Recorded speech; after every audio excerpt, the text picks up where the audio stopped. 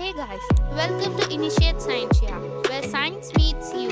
If you're new to this channel, then do press the subscribe button and also press the bell icon.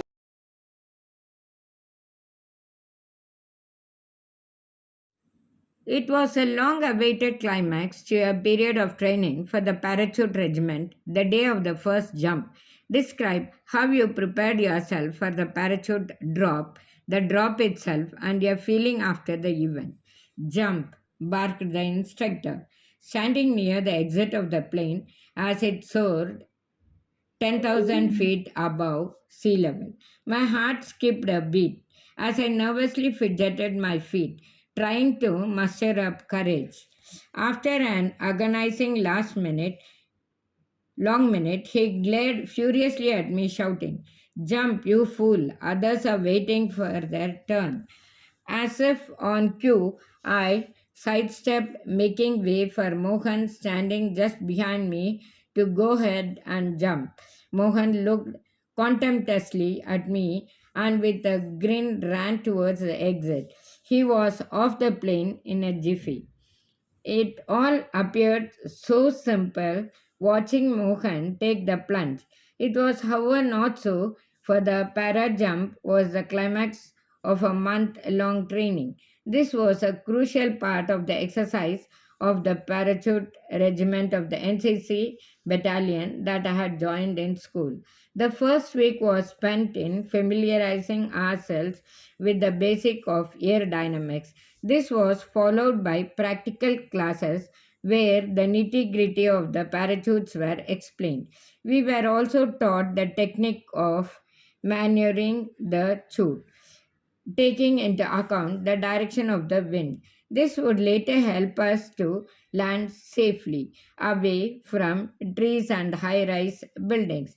The training program finally concluded with a special psychological session in which we were mentally prepared to take the plunge. Our seasoned instructors gave us some very valuable advice like never to look down before you jump, never to panic and lose one's cool while hurtling down space. The part, the para drop today was the climax of the month long training. I had initially felt very confident, yet here I was, afraid of taking the plunge, fumbling and nervous at the last minute. The question that dogged me, what if the chute failed to open? My legs seemed to quiver as I glanced down from the nearby window. It was now that I remembered the advice of my instructor: never look down before you jump. Next, barked the instructor. I looked behind me, making way for the others, but there was no one. Stealing myself, I ran toward the exit and leaped into space with my eyes shut firmly and a prayer on my lips. My heart literally jumped into my mouth as I hurtled down space like a stone. The first few seconds were agonizing as I fidgeted with the buckle of the parachute to make it open. I felt a sudden tug as it opened, halting my speedy descent. After that, it was smooth sailing as I drifted into and out of the clouds, sailing over fields, meadows, and orchards in the countryside. The scenic beauty from the great height was indeed breathtaking. I saw tall buildings which looked like matchboxes, the serpentine roads on which plied cars and buses. Their size continued to increase as I descended. The descent took about 15 minutes and I enjoyed every moment of it. I could see my friends sailing in the vicinity, frantically waving out to me. I landed in a small field a little distance away from our base camp with my legs firmly on the ground. Folding my parachute, I clambered up to Sumit, who had also landed a little distance away from me. Together, we jogged down to the camp, exchanging notes of our experiences.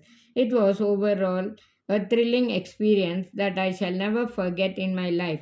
The very thought of the traumatizing seconds just before and after the jump, even today makes my hairs stand on end. But then, what is life without risk and adventure?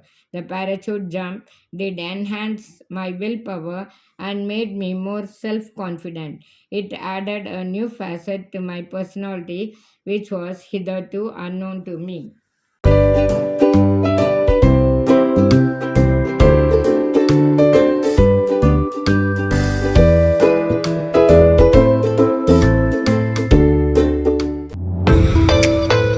Hit the subscribe button